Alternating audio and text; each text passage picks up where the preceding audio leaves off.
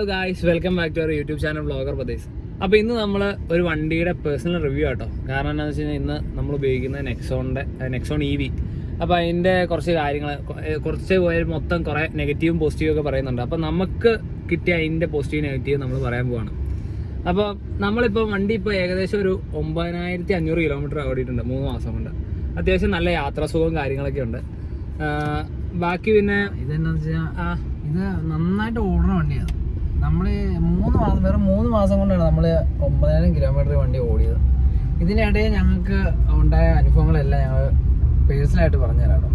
കാരണം വെച്ചാൽ ഈ വണ്ടിക്ക് പൊതുവെ ചാർജ് നമ്മൾ ഫസ്റ്റ് ടൈം ഒറ്റ ചാർജ് ചെയ്ത് കഴിഞ്ഞാൽ ഒറ്റ ചാർജിൽ ഈ വണ്ടി ഓടുന്ന കിലോമീറ്റർ എന്ന് പറഞ്ഞാൽ ഏതാണ്ട് ഒരു 220 കിലോമീറ്ററേ കിട്ടുള്ളൂ ഒറ്റ ചാർജിൽ. അത് ഇതിൻ്റെ ഒരു ഡ്രോബാക്സ് ആണോ ശരിക്കും പറഞ്ഞാൽ. ഒറ്റ ചാർജ് 220 കിലോമീറ്റർ ഓടും ഇപ്പം നിലവിൽ കിട്ടുന്നുള്ളൂ.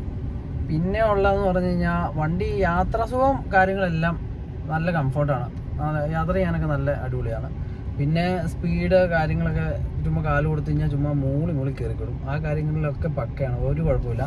പിന്നെ സേഫ്റ്റി ഫീച്ചേഴ്സ് കാര്യങ്ങളെല്ലാം പക്ക, അതെല്ലാം ഓക്കെ. പിന്നെ ഇതിൽ വന്ന കംപ്ലൈൻറ്റ് എന്ന് പറഞ്ഞാൽ ഈ വണ്ടിയുടെ ചാർജ് ചെയ്യുന്ന ആ ചാർജിങ് സോക്കറ്റിൻ്റെ ഒരു കംപ്ലൈൻ്റ് ആയിട്ട് വണ്ടി ഒരു 5-6 ദിവസം ഷോറൂമിൽ അവരിട്ടു. കാരണം അവർ പാർട്സ് വരാൻ വേണ്ടി ഒത്തിരി താമസം പറഞ്ഞു. അത് നമുക്ക് കംപ്ലൈന്റ് വന്നത് എന്നാന്ന് വെച്ച് കഴിഞ്ഞാൽ കറക്റ്റായിട്ട് നമ്മൾ വണ്ടി എടുത്തിട്ട് 2-3 ദിവസം കഴിഞ്ഞപ്പോൾ അല്ലേ, ആദ്യത്തെ കംപ്ലൈന്റ് വന്നതെന്നാന്ന് വെച്ചാൽ നമ്മൾ വീട്ടിൽ ചാർജ് അവർ കമ്പനി വന്ന് സെറ്റ് ചെയ്തില്ല. അപ്പം നമ്മളത് പുറത്ത് പോയി ചാർജ് ചെയ്ത് കഴിഞ്ഞപ്പം അവിടെ ഹൈ വോൾട്ടേജിന്റെ ആണോന്ന് അറിയത്തില്ല അല്ലേ. പിന്നെ ചാർജിങ് ഫുൾ ചാർജ് ആയി കഴിഞ്ഞാൽ പെട്ടെന്ന് ചാർജ് ഇറങ്ങി പോകണം, അങ്ങനെ ഒരു ഇത് വന്നു. അത് ഭയങ്കര ഒരു വിഷയമായി. പിന്നെ അതിന്റെ പിന്നിന്റെ അലൈൻമെന്റ് തെറ്റിപ്പോയി. പിന്നെ അവരെ പാർട്സ് കിട്ടാൻ പാടാണ് ഇതിന്റെ. അങ്ങനെയൊക്കെയുള്ള ഓരോ കാര്യങ്ങളുള്ളൂ. ഡ്രോബാക്സ് തന്നെയാണ്. ഇനി അടുത്തൊരു ഡ്രോബാക്ക് പറയുകയാണെങ്കിൽ സ്റ്റിയറിംഗ് കാണാനൊരു എന്താ പറയുക, പ്രീമിയം ലുക്കാ. പക്ഷെ ഒരു എന്താ പറയുക, ഒരു കംഫർട്ട് ഇല്ലായ്മ തോന്നും. ഷേപ്പിന്റെ ഉണ്ട്. കാരണം പിന്നെ സീറ്റ് ഒക്കെ ഓക്കെ, യാത്ര സുഖമൊക്കെ ഭയങ്കര പൊങ്ങിയിരിക്കണ പോലെയാണ് സ്റ്റിയറിംഗ് ഒക്കെ. പിന്നെ അതിന്റെ കിലോമീറ്റർ കാര്യങ്ങളെല്ലാം കാണിക്കുന്നുണ്ട്. ഇതിപ്പോ ഇതിനകത്ത് കാണിച്ചേക്കണം 46% എത്ര കിലോമീറ്റർ പോകും ആവറേജ് ഓടുന്ന കാണിച്ചേക്കണം എന്ന് പറഞ്ഞാൽ 137 കിലോമീറ്റർ ആണ് ഇതിന്റെ റേഞ്ച് കാണിച്ചേക്കണം. ഇപ്പൊ നമ്മള് ആ റേഞ്ച് കാണിച്ചേക്കണം എന്ന് പറഞ്ഞാൽ ഫുള്ള് റീജിയൻ ഇട്ടേക്കണം. 3 റീജൻ കൊടുത്തേക്കണം. അത് ഈ സ്വിച്ചിലാണ്. ഇവിടെ ഈ റീജനറേഷൻ മൈനസും പ്ലസും ഉണ്ട്. ഇപ്പൊ നമ്മൾ പ്ലസിലേക്ക് ഇട്ടേക്കുവാണെങ്കിൽ ഇറക്കം ഇറങ്ങുമ്പോൾ നമുക്ക് ഇപ്പൊ ഇവിടെ കാണാൻ പറ്റും. ഇറക്കം ഇറങ്ങുമ്പോൾ അവിടെ ഒരു ഇതുണ്ട്, അവിടെ ഒരു മഞ്ഞ ഇതുണ്ടോ, അത് റീജനറേറ്റ് ചെയ്യുന്ന എനർജി തിരിച്ച് റിട്ടേൺ കയറുന്നതാണ്. അങ്ങനെയൊക്കെ ഉള്ള ഒരു ഗുണങ്ങളുണ്ട്. പിന്നെ വണ്ടി മൊത്തത്തിൽ കാണാൻ ഒരു പ്രീമിയം ലുക്കാ. ഏറ്റവും എടുത്ത് പറയേണ്ടത് ഈ ബാഡ്ജിങ്. ഇവരുടെ ടാറ്റയുടെ ബാഡ്ജിങ് കൊടുത്തേക്കുന്നത് അടിപൊളിയാണ്. ഇവിടെ അതിന്റെ ബാക്കി ബ്ലൂടൂത്ത് കാര്യങ്ങൾ, അതിൻ്റെ ഓപ്ഷൻസ് കാര്യങ്ങളെല്ലാം കൊടുത്തിട്ടുണ്ട്. പിന്നെ ഇങ്ങോട്ട് വരുമ്പോഴാണ് ഇവിടെയാണ് AC-യുടെ കൺട്രോളും കാര്യങ്ങളൊക്കെ വരുന്നത്. AC-യുടെ ഇവിടെ നല്ല ഇതാ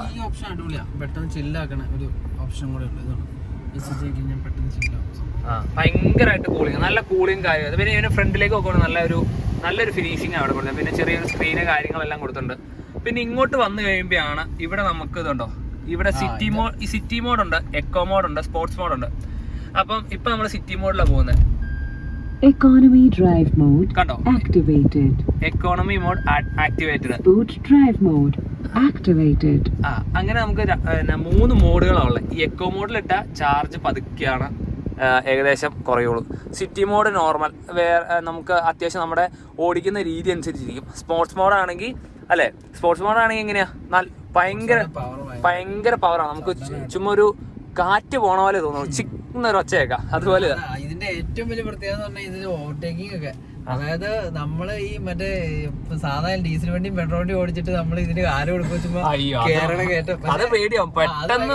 നമുക്ക് സൂക്ഷിക്കാം. കാരണം ആദ്യമായിട്ട് ഇപ്പൊ ഡീസൽ വണ്ടി ഓടിച്ചിട്ട് ഡീസലും മാനുവൽ ഓടിച്ചിട്ട് ഇതിന്റെ അതേ കയറി കഴിയുമ്പോ കാല് കൊടുത്തു കഴിഞ്ഞാൽ നമ്മള് എന്താ പറഞ്ഞേ, ഈ തെങ്ങേ കയറുന്നത് അതുപോലെ ഒരു ഇതാ. പിന്നെ അതല്ല അതിന്റെ സംഭവം എന്താണെന്നറിയോ, ഇത് പക്ഷെ അങ്ങനെ പോകും സംഭവം ശരിയാ. പക്ഷെ നമ്മള് ബ്രേക്കിംഗ് ചെയ്യുന്ന സമയത്ത് ഭയങ്കരമായിട്ട് ശ്രദ്ധിച്ചില്ലെങ്കിൽ ഉറപ്പായിട്ടും വണ്ടി കൺട്രോൾ കഴിഞ്ഞു പോകും. പിന്നെ ഇവിടെ മേളില് അതിന്റെ ലൈറ്റും കാര്യങ്ങൾ, ഡോർ ലൈറ്റ് ഒക്കെ കൊടുത്തിട്ടുണ്ട്. പിന്നെ ഏറ്റവും എടുത്തിട്ടുണ്ട് ഈ ഗിയർ ഇതിന്റെ അല്ലേ നോബ്, ഇത് ഭയങ്കര പാടാണ് അപ്ഡേഷൻ അത്. പക്ഷെ ഭയങ്കര പാടാണ്. മറ്റേ നേരത്തെ മറ്റേ റൗണ്ട് ആയിട്ടുള്ള റൗണ്ട് ആയിരുന്നു നല്ലത്. പിന്നെ ഇവിടെ ഒരു നെഗറ്റീവ് ഡ്രോബാക്സ് ഉള്ള ഹെഡ് റെസ്റ്റ് ഇതില്ല അല്ലേ, ഹാൻഡ് റെസ്റ്റ് ഇല്ല. അത് ഭയങ്കര പാടാണ്, വണ്ടി ഓടിക്കുമ്പോ ഒരു പാട് ഫീൽ ഉണ്ട്. പിന്നെ ഇവിടെ ചെറിയ സ്പേസും കാര്യങ്ങളൊക്കെ കൊടുത്തിട്ടുണ്ട്, കീയും കാര്യങ്ങളും ചെറിയ. ഇതാണ് ഹാൻഡ് ബ്രേക്കിന്റെ. ഇലക്ട്രിക്കലി ആയിരുന്നു വേണ്ടത് ശരിക്കും, ഇത് മാനുവൽ ആയിട്ടില്ല, ഇത് ഭയങ്കര ഡ്രോബാക്സ്. ഇത് മാനുവലിന്റെ അതേ ഹാൻഡ് ബ്രേക്ക് ആണ് കൊടുത്തേക്കുന്നത്. കാരണം ബാക്കിയുള്ള ചില നമ്മുടെ ഇലക്ട്രിക് വണ്ടികളുടെ ഒക്കെ ഹൈ വേരിയന്റിൽ ഇതുണ്ട്. ഇത് EV സെഗ്മെന്റിൽ ചിലതിനൊക്കെ നമുക്ക് ഈ ബട്ടണിൽ തന്നെ അതിനുള്ള ഓപ്ഷൻസ് തന്നെ കൊടുത്തിട്ടുണ്ട്. പിന്നെ ഇതാണ് സ്റ്റാർട്ടിംഗ് ബട്ടൺ, കാര്യം ഇൻഡിക്കേറ്റർ കാര്യങ്ങളല്ല. മൊത്തത്തിൽ വണ്ടി ഒരു പ്രീമിയം ലുക്ക് ഉണ്ട്, വേറെ കുഴപ്പമൊന്നുമില്ല. ഞങ്ങൾ കണ്ടെത്തി സംഭവം ഒത്തിരി യാത്രകളുള്ള ആളുകൾ ശരിക്കും നെക്സോൺ EV യൂസ് ചെയ്യാതിരിക്കുകയാണ് നല്ലത്. കാരണം അവർക്കത് സംഭവം പറ്റില്ല. അത് ചെറിയൊരു ഇതാണ്, കാരണം ചാർജിങ് അവരുടെ ഇതാണ്. പിന്നെ സർവീസ് കാര്യങ്ങൾ വലിയ തെറ്റില്ല അല്ലേ, വലിയ കുഴപ്പമില്ല. ഇപ്പൊ അപ്ഡേറ്റ് ആയിട്ട് വരുന്നുണ്ട്, വേറെ കുഴപ്പമൊന്നുമില്ല കണ്ടിട്ട്. അപ്പൊ ഇത് ഇവിടെ അതിന്റെ ഒരു സ്ക്രീനും കാര്യങ്ങളൊക്കെ കൊടുത്തിട്ടുണ്ട്. അത്യാവശ്യം സിസ്റ്റത്തിന്റെ ഒരു ഇതൊക്കെ അല്ലെ, കൺട്രോളും കാര്യങ്ങളൊക്കെ കൊടുത്തിട്ടുണ്ട്. കുഴപ്പമില്ല, അതിന്റെ ഫ്രണ്ടും കാണാനൊക്കെ ലുക്കാണ്. ഒരു ഇന്റീരിയർ ഒക്കെ ഒരു നൈസ് ടച്ചാണ്. നമ്മളിപ്പോൾ ഉപയോഗിച്ചുകൊണ്ടിരിക്കുന്ന വണ്ടി എന്ന് പറഞ്ഞാൽ ഇതിൻ്റെ അകത്ത് സെക്കൻഡ് വേരിയൻ്റ് ആയിട്ട് വന്ന വണ്ടിയാണോ, ഏതാണ്ട് 16 ലക്ഷം രൂപ ഓൺ റോഡ് പ്രൈസ് ആയ വണ്ടിയാണ്. പക്ഷേ ഇതിനകത്ത് എന്നാന്ന് കുഴപ്പമെന്ന് വെച്ചാൽ നമുക്ക് നമ്മൾ ഇത്രയും കിലോമീറ്റർ 9000 ഓടിച്ചില്ലേ, നമുക്ക് ഒരു കിലോമീറ്ററിന് ഏതാണ്ട് മുടക്ക് വരുന്ന പൈസ എന്ന് പറഞ്ഞാൽ ഒരു 2 രൂപ വെച്ചാണ് ഒരു കിലോമീറ്ററിന് മുടക്ക് വരുന്നത്. നമുക്ക് പുറത്തെ ചാർജിന് ഫുൾ ചാർജ് വരുമ്പോൾ നമുക്കൊരു 250-300 റേഞ്ച് വരും ഫുൾ ചാർജ്. അത് പല ഓപ്ഷൻസ്, KCBയുടെ ആണെങ്കിൽ ഇതായിരിക്കും, ബാക്കി വേറെ കമ്പനികളുടെ ആണെങ്കിൽ അത് വേറെ ഇതായിരിക്കും. ആ സംഭവം അങ്ങനെ നോക്കുമ്പോൾ സംഭവം മെച്ചമാണ്. കാരണം നമ്മൾ ആ പൈസ അത്രയും പൈസ വരുന്നുണ്ട്, നമ്മൾ ഡീസൽ അടിക്കാനൊക്കെ വെച്ച് നോക്കുമ്പോൾ ഭയങ്കര മെച്ചമുണ്ട്. പക്ഷെ ഇതിന്റെ ഒരു കുഴപ്പമെന്ന് പറഞ്ഞാൽ റേഞ്ച് കൂടുതൽ. എപ്പോഴാണേലും ഇലക്ട്രിക്കൽ വെഹിക്കിൾ എടുക്കുന്ന ആളുകൾ നല്ല റേഞ്ച് കൂടുതലുള്ള വണ്ടികളെ എടുക്കാവുള്ളൂ. കാരണം റേഞ്ച് കുറഞ്ഞ് കിട്ടിക്കഴിഞ്ഞാൽ അത് അവർക്ക് ഭയങ്കര പ്രാക്ടിക്കൽ ആവില്ല. കാരണം നമ്മൾ യാത്രയിൽ പെട്ടെന്ന് ചാർജൊക്കെ കുറഞ്ഞു പോയി കഴിഞ്ഞാൽ പിന്നെ ചാർജ് ചെയ്യാൻ വേണ്ടി സ്റ്റേഷൻ അന്വേഷിച്ച് നടക്കണം, അങ്ങനത്തെ പ്രശ്നങ്ങളൊക്കെ ഉണ്ട്. അങ്ങനെ ഒരു കുഴപ്പം ഈ വണ്ടിക്ക് ആ റേഞ്ച് കുറവായതുകൊണ്ട് അങ്ങനെ ഒരു പ്രശ്നം ഞങ്ങൾക്ക് അനുഭവപ്പെടുന്നുണ്ട്. അതുള്ള സംഭവമാണ്. അപ്പോൾ ഗൈസ്, ഇതൊക്കെയാണ് നമ്മുടെ ഞങ്ങൾക്ക് പറയാനുള്ള നെക്സോൺ EVനെ കുറിച്ച് പറയാനുള്ള കാര്യങ്ങൾ. അപ്പോൾ നമ്മുടെ ഈ വീഡിയോ എല്ലാവർക്കും ഇഷ്ടപ്പെട്ടെന്ന് വിചാരിക്കുന്നു. അപ്പോൾ എല്ലാവർക്കും ബൈ.